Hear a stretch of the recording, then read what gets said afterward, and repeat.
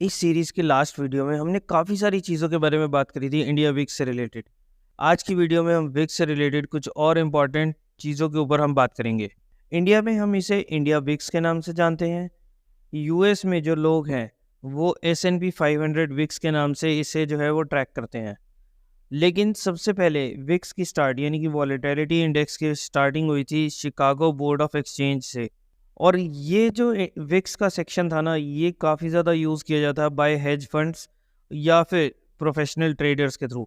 अब आपको एक चीज़ को समझना ज़रूरी है कि अगर आप मार्केट के कंटेक्स्ट में अगर हम वॉलेटिलिटी इंडेक्स को देखें तो इनका जो है ना जनरली हमेशा एक इन्वर्स रिलेशन होता है।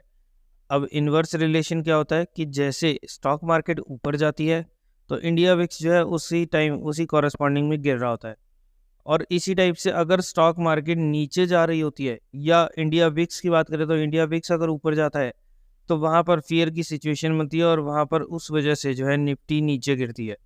अब मैंने जनरली आप लोगों के सामने इसलिए बोला क्योंकि मोस्टली तो हमेशा इन्वर्स रिलेशन ही रहता है। लेकिन कई बार ऐसा हो जाता है किसी स्पेसिफिक सिचुएशंस के अंदर कि यहाँ से इंडिया विक्स भी बढ़ रहा होता है और वहीं पर कॉरेस्पॉन्डिंगली जो है यहाँ पर प्राइसेस भी बढ़ रहे होते हैं। इंडिया विक्स जैसे हाई होता है तो इसका मतलब ये है कि मार्केट के अंदर फियर जो है वो ज़्यादा हो रहा है और जब फियर ज़्यादा होता है तो लोग जो है वहाँ पर सेलिंग करने की कोशिश करते हैं, सेल करते हैं अपनी सारी चीज़ों को, अपनी होल्डिंग्स को। जिसकी वजह से मार्केट जो है ना, क्योंकि अब सभी लोग प्रेशर में आ गए हैं, सभी लोग अपनी माल जो है वो बेच कर जा रहे हैं और उसका सीधा इम्पैक्ट पड़ता है कि मार्केट जो है, स्टॉक मार्केट जो है वो उस टाइम पर डाउन हो जाती है। विक्स जब 90 के आसपास आती है ना तो इसका मतलब ये है कि वहाँ पर उस टाइम पर बहुत ज़्यादा डर हो गया लोगों के माइंड में। जैसे अभी हम कोविड की बात करें तो मैं आप लोगों के सामने चार्ट दिखाता हूँ। अब देखिए ये है इसका वीकली चार्ट और जब इंडिया विक्स की वैल्यू 86 के आसपास थी तो आप देख सकते हैं कि काफ़ी ज़्यादा फियर जो था और ये डेट भी आप चेकआउट कर सकते हैं कि 23 मार्च वाला डे था। चलिए डेली चार्ट्स पर मैं आपको दिखाता हूँ वीकली की जगह। अब इस टाइम पर 24 मार्च 2020 को आप चेक कर सकते हैं कि मार्केट में वॉलेटिलिटी कितनी ज़्यादा हो गई थी। 86.65 यानी कि 85 रुपीज़ से ज़्यादा, ऑलमोस्ट 90 रुपीज़ के आसपास की जो थी वॉलेटिलिटी हो गई थी। यानी कि ज़्यादा से ज़्यादा लोगों को जो था ना मार्केट में डर लगा हुआ था, अपना जो है वो घबराहट हो गई थी। लेकिन वहीं पर अगर आप महान इन्वेस्टर वॉरेन बफे की या फिर राकेश झुनझुनवाला जी जो हमारे इंडिया के महान इन्वेस्टर है, अगर हम उनकी बातों पर ध्यान देंगे ना तो वो हमेशा कहते हैं कि जब मार्केट में सबसे ज़्यादा फियर होता है ना तब आपको अपनी पोजीशन जो है, अपनी परचेजिंग जो है वो उस टाइम पर सबसे ज़्यादा करनी चाहिए। और इसका रिसेंट एग्जांपल था हमारा यही वाला 2020 में, जब निफ्टी जो है लगभग 7,500 पॉइंट्स के आसपास तक गिर गई थी ना। उस टाइम पर सभी लोगों के माइंड में ये था कि पता नहीं ये कोविड ख़त्म होगा भी या नहीं होगा, या इसके आगे क्या कॉन्सिक्वेंसेस आने वाले हैं। जिसकी वजह से मार्केट के अंदर काफ़ी ज़्यादा दबाव आ गया था, मार्केट के अंदर काफ़ी ज़्यादा डर बैठ गया था। अब जब डर बैठ गया है तो सारे अपना-अपना पैसा जो है वो बाहर निकालेंगे और जब वो उन्होंने पैसा बाहर निकाला तो स्टॉक मार्केट जो थी वो उस टाइम पर और ज़्यादा जो है वो डिक्रीज़ हो गई थी और ज़्यादा गिर गई थी। अब अगर हम इन्वेस्टिंग पर्पज़ के हिसाब से देखें, देखिए मुझे पता है कि ये एक ऑप्शंस का कोर्स है, बट एनीवेज़ एक टॉपिक बाहर आया था, एक बात निकली थी तो मैंने सोचा कि इन्वेस्टर्स के बारे में भी कुछ बता ही देता हूँ। लेकिन अगर हम इन्वेस्टिंग पर्पज़ के हिसाब से बात करें तो जैसा मैंने अभी आप लोगों को बताया कि जब वॉरेन बफे और जितने भी बड़े इन्वेस्टर्स हैं ना वो हमेशा ये कहते हैं कि हमेशा हमें डिप्स के अंदर बाय करना चाहिए। इसका रीसेंट एग्जांपल जैसे 2020 था। 2020 के अंदर निफ्टी जो है लगभग 12,500 पॉइंट से गिरकर 7,500 पॉइंट्स के आसपास गिर गई थी। अब आप लोग खुद आंसर देना कि अगर किसी ने उस टाइम पर अगर इसमें छोटा-सा अमाउंट या जितना भी वो लगा सकते थे, अगर उस टाइम पर 2020 के कोविड जो लॉकडाउन लगे थे, उस टाइम पर अगर इन्वेस्टर अपना पैसा यहाँ पर लगा देता, तो क्या आपको लगता नहीं है कि आज वो एक बहुत ही बढ़िया गुड पाइल ऑफ मनी पे ऊपर बैठा होगा? अच्छा, एक चीज़ ना लोगों के माइंड में ये आता है कि इंडिया विक्स को वो जब भी चेकआउट करते हैं ना तो उसके बाद वैसे ही नॉर्मली बता देते हैं कि अब यहाँ से स्टॉक जो है वो गिरने वाला है या अब यहाँ से स्टॉक जो है वो बढ़ने वाला है। लेकिन अब आप सब लोगों को पता है कि इंडिया विक्स का आखिर काम क्या होता है। इंडिया विक्स का हमेशा काम होता है कि वो एक वॉलेटिलिटी जो है, कितना लोगों के माइंड में फियर है, वो चीज़ जो है यहाँ पर शेयर कर सके या वो चीज़ हमें चार्ट पर प्लॉट करके दिखा सके। तो आप केवल इंडिया विक्स के अकॉर्डिंग जो है अपने ट्रेड्स मत बनाना कि अब जो है आपको लगता है कि इंडिया विक्स जो है काफ़ी ज़्यादा चला गया तो अब यहाँ से मार्केट गिरेगी। इंडिया विक्स जो है हमेशा हमारे को एक हिस्टोरिकल वोलेटिलिटी जो है वो दिखाती है और जब भी हिस्टोरिकल डेटा के अकॉर्डिंग अगर यहाँ पर किसी भी टाइप का डेविएशन देखने को मिलता है तो वहाँ पर पता चलता है कि मार्केट में जो है कैसा जो लोगों में ज़्यादा फ़ियर आ रहा है या नहीं आ रहा। अब अगर हम जनरल इंडिया विक्स की वैल्यूज़ की बात करें ना, तो इसकी वैल्यूज़ रहती है नॉर्मली 15 से 20% के अराउंड। मतलब अगर ये इस रेंज के आसपास रह रहा है ना इंडिया विक्स, तो 15 टू 20 रेंज के अराउंड अगर रह रहा है, तो यानी कि ये काफ़ी स्टेबल सिचुएशन में। और मार्केट में ये तो चीज़ कोई भी नहीं बता सकता कि मार्केट जो है वो यहाँ से कितनी ऊपर जाएगी भी या नहीं जाएगी। ये सिर्फ हम ना अपने पैंतरे जो है वो लगा सकते हैं या अपनी गेसेस जो है वो कर सकते हैं। बट एक्चुअल में किसी को भी नहीं पता कि प्राइसेस जो है मार्केट में ऊपर जाएंगे या नीचे जाएंगे। बट जैसे-जैसे इंडिया विक्स की वैल्यूज़ इम्प्रूव होती जाती है, तो इसमें ऐसा लगता है कि यहाँ पर अब जो है वो डर का माहौल है और यहाँ पर अब मार्केट जो है वो गिर सकती है, जिसकी वज़ह से हमारे को सेलिंग देखने को मिलती है। और जब हमारे को मार्केट के अंदर सेलिंग देखने को मिलेगी, तो ऑटोमेटिकली जो है हमारे शेयर के प्राइसेस वो गिर जाएँगे। और अभी भी अगर आप लोग यहाँ पर इंडिया विक्स के ऊपर अगर वीकली चार्ट्स के ऊपर आप वो लगाएँगे ना, स्टॉप लॉसेस या रेजिस्टेंस सपोर्ट के लेवल्स मार्क करेंगे, तो आप देख सकते हैं कि सपोर्ट जो है वो ये है और रेजिस्टेंस जो या टारगेट कह सकते हैं वो है ये वाला। तो यानी कि स्टॉक जो है नॉर्मली 10 से लेकर 16% के बीच में घूमता है, यानी कि मार्केट में माहौल जो है डर का बिल्कुल भी नहीं है। तो आप जो है अभी अपनी पोजीशंस को जो है आराम से होल्ड कर सकते हैं, किसी भी टाइप के डरने की ज़रूरत नहीं है। और यहाँ पर सबसे ज़्यादा फ़ायदा जो है ना वो होता है ऑप्शन सेलर्स को।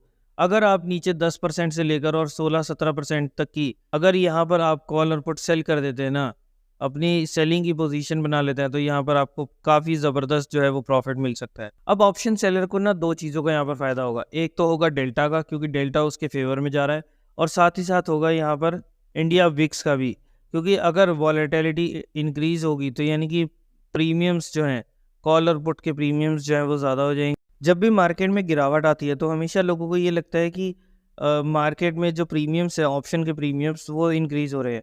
उसमें भी स्पेसिफिकली तब लगता है जब उनको लगता है कि इस टाइप से जो हमारे पुट साइड के प्रीमियम्स है ना वो इंक्रीज़ हुआ है, बट ऐसा बिल्कुल नहीं है। तो इस टाइम पर अगर 100 रुपये की कॉल है ना, तो वो भी आपको 150 रुपये की मिलेगी। हालाँकि वो बाद में प्रीमियम जो है वो डाउन हो जाएँगे, बट एक टाइम पर, क्योंकि यहाँ पर डेल्टा की वैल्यूज़ और इंडिया विक्स यानी कि वॉलेटिलिटी जो है वो ज़्यादा हो जाती है, जिसकी वजह से हमें प्राइसेज़ में काफ़ी ज़्यादा फ़र्क देखने को मिल जाता है। अब इसे ना मैं आप लोगों को एक एग्ज़ाम्पल से समझाता हूँ, जिससे आपको समझने में ना काफ़ी आसानी होगी। ज़िंदगी में कभी ना कभी आप लोगों ने चेस तो ज़रूर खेला होगा। जिन लोगों ने नहीं भी खेला उनके लिए भी बता देता हूँ कि काफ़ी सारे कैरेक्टर्स होते हैं उसके अंदर, जैसे सोल्जर हो गया या फिर ऊँट जिसे हम कैमल या बिशप कहते हैं, और उसके अलावा क्वीन्स हो गए, किंग्स हो गए, और साथ ही में एक और ख़ास चीज़ होती है, एक और ख़ास अ, पार्ट होता है चेस का, वो है नाइट, यानी कि जिसे हम सिंपल लैंग्वेज के अंदर हॉर्स या घोड़ा भी कह सकते हैं। जो सोल्जर्स हैं, जो बिशप है यानी कि ऊँट जो है वो सिर्फ़ एक स्ट्रेट लाइन के अंदर काम करता है, चाहे वो सीधे जाए चाहे वो डायगोनली जाए। लेकिन एक एक इकलौता हॉर्स या नाइट जो है वो क्या कर सकता है, उसके बारे में सारे लोग क्या बात करते हैं कि ये ना काफ़ी ज़्यादा वॉलेटाइल है। वॉलेटाइल यानी कि यहाँ पर ये 2.5 कदम चलता है, और 2.5 कदम में जो 2 कदम तो वो सीधा चलता है, लेकिन 2.5वाँ कदम जो है ना, वो वहाँ पर कहीं पर भी मुड़ सकता है। जिसकी वज़ह से हमारी यहाँ पर प्रोबेबिलिटी जो है कि ये इसी साइड पर मुड़ेगा वो कम हो जाती है, और वॉलेटिलिटी की भी जो है इसी तरह से चेस के में जो नाइट या हॉर्स की पोजीशंस होती है ना, उसी टाइप से यहाँ पर होता है कि मार्केट में वॉलेटिलिटी का कुछ नहीं पता। कब बढ़ जाए, कब घट जाए उसका भी कोई आइडिया नहीं है, और ना ही मार्केट में किसी को पता है कि कब मार्केट बढ़ेगी या कब मार्केट कम होगी। मैंने आप लोगों को पहले 2 चीज़ें तो बता ही दी हैं कि प्रीमियम जो है वो शूट अप हो जाता है जैसे ही विक्स की वैल्यू जो है वो इंक्रीज़ हो जाती है, उसी टाइम से प्रीमियम्स जो हैं कॉल और पुट के वो इंक्रीज़ हो जाते हैं। और जैसे ही थोड़ी-सी विक्स बढ़ती है तो वो किसके लिए बेटर हो जाती है? वो हो जाती है इन्वेस्टर्स के, वो हो जाती है ट्रेडर्स के लिए। और अगर विक्स की वैल्यूज़ जो है वो ज़्यादा ऊपर हो जाती हैं, 50, 60, 70 रुपए के 70 के आस-पास ट्रेड करती हैं, तो यानी कि अब जो है वो फ़ियर का माहौल होने वाला है। और ये ऐसी सिचुएशन होती है जहाँ पर इन्वेस्टर्स के लिए काफ़ी बढ़िया पोज़ीशन बन सकती है, क्योंकि जैसे ही विक्स ऊपर जाएगी, प्राइसेज़ नीचे आएँगे, और वो काफ़ी बढ़िया अपॉर्च्युनिटी होती है, काफ़ी बड़ी सेल लगी होती है स्टॉक मार्केट के अंदर, अगर इस टाइप से गिरावट जो है हमें देखने को मिल जाए। अब नेक्स्ट क्वेश्चन आता है कि क्या इंट्राडे ट्रेडर्स को भी वॉलेटिलिटी इंडेक्स के ऊपर ध्यान रखना चाहिए? देखिए, जब तक तो इंडेक्स नॉर्मल चल रहा है, 15, 16, 17 के अराउंड से ट्रेड कर रहा है, तब तक तो कोई दिक्कत नहीं है। लेकिन जैसे ही मार्केट में तगड़ी मूव आने लगती है ना, तो वहाँ पर इन इंट्राडे ट्रेडर्स को भी नुकसान हो जाता है। अब इसका एक लाइव एग्जांपल बताता हूँ, लाइव तो नहीं, खैर काफ़ी पुरानी बात है, बट एक टाइम था वॉकहार्ट फार्मा का जब वो फ्यूचर एंड ऑप्शंस के अंदर ट्रेड करता था, और स्पेशली फ्यूचर्स के अंदर। आपने कई बार देखा होगा कि निफ्टी जो है एकदम से 200 पॉइंट ऊपर जो है वो ओपन हो जाती है गैप अप ओपनिंग के साथ, और उसी सेम डे पर, उसी इंट्राडे के अंदर ही निफ्टी के प्राइसेस जो है वो 400 पॉइंट्स नीचे भी गिर जाते हैं।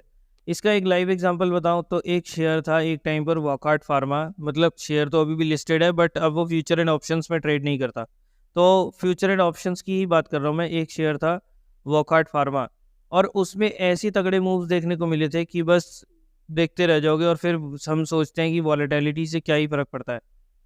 एक टाइम था जब एक दिन के अंदर उसने गैप अप ओपनिंग दी थी 18% की, और सेम इंट्राडे के अंदर उस स्टॉक ने गिरावट दिखाई और -20% जो है वो वहां से नीचे गिर गया। अब आप ही देखो कि कोई ऐसा शेयर हो भी सकता है कि सुबह सुबह वो लगभग 18% 19% की तेजी के साथ वो शेयर ओपन होता है, और उसी सेम इंट्राडे के अंदर 20% के लोअर सर्किट के साथ वो शेयर जो है वो क्लोज हो जाता है। अब इस टाइम पर सबसे ज़्यादा पैसा बनाता है ऑप्शन सेलर, या फिर कोई लोग जो है जो स्ट्रैंगल के साथ स्ट्रैंगल बनाकर काम कर रहे हैं, थोड़ी सी एडजस्टमेंट्स के साथ, या फिर कुछ रेशियोज़ के साथ अगर आप काम कर रहे हैं। अब आप लोग सोच रहे होंगे कि क्या है ये चीज़ें, ये रेशियोज़ वगैरह क्या सब चीज़ें हैं, तो कोई बात नहीं, उसके लिए आप थोड़ा सा वेट करें। ये सारा कुछ हम इस सीरीज़ के अंदर कंटिन्यू करने वाले हैं। अब कई बार पता लोग क्या करते हैं कि जैसे ही किसी कंपनी का क्वार्टरली रिजल्ट आने वाला है ना, वो शेयर्स को परचेज कर लेते हैं ताकि वो क्वार्टरली रिजल्ट्स अगर बढ़िया आता है तो उसका जो है वो फ़ायदा उठा सके। अब इसे हम एक एग्जांपल से समझते हैं कि मान लो आपने एक शेयर लिया 100 रुपये पर, और 2 दिन बाद आपको लगता है कि उसके ना क्वार्टरली रिजल्ट्स आने वाले हैं, तो आपने इसलिए 2 दिन पहले ले लिया। अब आपको लगता है कि स्टॉक जो है ना वो यहाँ से ऊपर जाएगा, और मैं यहाँ पर ढेर सारा पैसा जो है वो बनाने वाला हूँ। लेकिन हुआ क्या, 2 दिन के बाद ना आपका स्टॉक जो है वो आपकी डायरेक्शन में गया भी। 100 रुपये पर आपने लिया था इनफैक्ट, और आपने क्या किया, 105 रुपये की कॉल्स जो है ना वो लेनी चालू कर दी थी इस बीच में, और सबके साथ ढिंढोरा पीट दिया कि मैं बहुत सारा पैसा बनाने वाला हूँ। अब जिस दिन रिजल्ट्स आने थे ना, उस दिन पर हुआ क्या, स्टॉक 100 की जगह 103 तक गया भी, बट उसके बाद वो थोड़ा सा नीचे गिर गया, 102 के आसपास बंद हो गया। लेकिन वहाँ पर भी आपको नुकसान हुआ होगा। भाई आपने स्टॉक सिलेक्ट किया, आपने देखा कि हमारे सिचुएशन में अगर मेरी पोजीशनिंग में अगर इतना ऊपर जाएगा तो मुझे ढेर सारा प्रॉफिट जो है वो होने वाला है। लेकिन जब चीज़ आपके डायरेक्शन में गई फिर भी आपको नुकसान हुआ, तो हुआ कैसे? अब ये जो चीज़ हुई है ये होती है आईवी क्रश की वजह से। अब आप सोच रहे होगे कि ये आईवी क्रश क्या होता है? अब ये होता है कि जैसे किसी इवेंट से पहले स्टॉक्स के प्राइसेस या इंडेक्सेस जो है ना वो ऑटोमेटिकली इंक्रीज हो जाते हैं। अब ऐसा इसलिए क्योंकि काफ़ी ज़्यादा अनसर्टेनिटी है, क्योंकि भाई ये थोड़ी पता है कि आगे क्या हो सकता है। अगर कोई रिजल्ट आना है तो किसी आपको क्या पता कि भाई रिजल्ट कैसा आएगा, अच्छा आएगा कि बुरा आएगा? जी, ये तो चीज़ जब तक आएगा नहीं तब तक किसी को भी नहीं पता होती। अब या तो वो क्वार्टरली रिजल्ट्स जो हैं वो अच्छे भी हो सकते हैं या बुरे भी हो सकते हैं, जिसकी वजह से अगर अच्छे हुए तो स्टॉक ऊपर जाएगा, और अगर बुरे हुए तो स्टॉक नीचे जाएगा। तो वॉलेटिलिटी तो है, और गारंटी किसी भी चीज़ की नहीं है। तो हमने अभी क्या बात करी थी कि जैसे ही अगर किसी भी टाइप का फ़ियर आता है या वॉलेटिलिटी होती है, लगती है, तो फ़ियर आ जाता है, और फ़ियर आता है तो क्या होता है, विक्स या फिर इम्प्लाइड वॉलेटिलिटी जो है वो इंक्रीज़ हो जाती है। तो अब आप लोगों को समझ आ गया होगा कि ये आईवी क्या था जब हम ऑप्शन चेन्स के बारे में पढ़ रहे थे तो। और अब जैसे ही यहाँ पर रिजल्ट्स आ गए, हमारे को क्वार्टरली रिजल्ट्स पता लग गए, तो उसके बाद वॉलेटिलिटी ऑब्वियसली बात है वो कम हो जाएगी, क्योंकि जो नॉन फैमिलियर चीज़ें थी ना वो तो यहाँ से रिमूव हो गई, क्योंकि पहले हमें नहीं पता था कि रिजल्ट्स जो है वो कैसे आएंगे, बट अब हमें पता लग गया कि रिजल्ट्स कैसे आएंगे, तो अब जो है वो उसी टाइप से काम करेगा। बट जब तक रिजल्ट्स नहीं आए थे तब तक वो वॉलेटाइल था, क्योंकि वहाँ पर हमारे को एक फाइनल डिसीजन जो है वो नहीं पता लगा। और ये सब चीज़ें होती हैं इम्प्लाइड वॉलेटिलिटी क्रश की, आईवी क्रश की वजह से, कि अब आपने जैसे सोचा कि भाई मैं 100 रुपये पे शेयर लूँगा और ये कल को 103 104 तक जाएगा, और मैं 105 की कॉल जो है वो ले लेता हूँ। अब मान लो अगर वो 102 तक भी जाता है ना, तो भी हमारे को नुकसान हो सकता है, और वो किस लिए, क्योंकि पहले हमारे पास अनसर्टेनिटी थी, पहले हमें पता नहीं था कि भाई रिजल्ट्स कैसे आएंगे। तो अब जो है वो सारा चीज़ें क्लियर हो गई हैं, तो उसके अकॉर्डिंग जो है अब आप अपनी पोजीशंस को चेंज करना चाहें तो वो भी कर सकते हैं। तो अब क्योंकि अनसर्टेनिटी और हाई आईवी थी, जिसकी वजह से हमारे को यहाँ पर प्राइजेस जो हैं वो काफ़ी महंगे देखने को मिलते हैं, और जैसे ही हमारा इवेंट या रिजल्ट्स वगैरह जो भी चीज़ आनी है वो एक बार आउट हो जाती है तो मार्केट के अंदर काफ़ी प्रोबेबिलिटी जो है वो ख़त्म हो जाती है, क्योंकि अब जो है एक पिक्चर क्लियर हो गई है कि अगर स्टॉक ने अच्छा रिजल्ट दिया है तो ऑब्वियस सी बात है कि स्टॉक ऊपर जाएगा, और अगर स्टॉक ने गंदा रिजल्ट दिया है तो ऑब्वियस सी बात है कि स्टॉक को जो है वो गिरना ही पड़ेगा। अब जैसे कुछ इवेंट्स होते हैं, जैसे यूएस में इलेक्शंस हो गए जो अभी होने वाले हैं, या फिर उसके अलावा अभी इंडिया में पॉलिटिकल इलेक्शंस जो हैं वो होने वाले हैं स्टेट और सेंटर के। तो उस टाइम पर क्या होता है कि ये जो ऑप्शन के प्राइजेस है ना, उनमें ऑटोमेटिकली जो है वो इंक्रीज हो जाते हैं। क्यों? क्योंकि यहाँ पर फियर जो है वो वॉलेटिलिटी जो है वो ज़्यादा हो गई है। और एक बार हमारे सामने रिजल्ट्स आ गए कि इलेक्शन में कैसा रिजल्ट रहा है, कौन सी पार्टी जीती है, तो उसके बाद क्योंकि फ़ियर जो था वो तो सब ख़त्म हो गया, तो अब जो है हमारे सामने पिक्चर क्लियर आ जाती है, जिसकी वजह से हमारे को ऑप्शंस के प्रीमियम्स में जो है ना डिक्रीमेंट देखने को मिलता है, डिक्रीज़ देखने को मिलता है। या फिर जैसे अभी हर 2 महीने के अंदर मॉनेटरी पॉलिसीज़ होती है ना, उसमें भी इस चीज़ का इफ़ेक्ट जो है आपको देखने को मिलता है। तो आप लोगों के लिए एक यही काम है कि आप ना जब भी कोई, अब जैसे बड़े इवेंट्स काफ़ी सारे आने वाले हैं, तो एक बार उसके अंदर आप इन प्राइसेज़ को, ऑप्शन प्रीमियम्स को जो है वो ज़रूर चेकआउट करें कि कैसे होते हैं, और एक बार अनसर्टेनिटी रिमूव होने के बाद किस टाइप से रिजल्ट्स हमारे को देखने को मिल जाते हैं। तो अब अगर आप लोगों को ऑप्शंस के अंदर किसी भी टाइप का ट्रेड करना है, खास करके बाइंग साइड पर, तो आपको इन 3 चीज़ों का बिल्कुल ध्यान रखना होगा।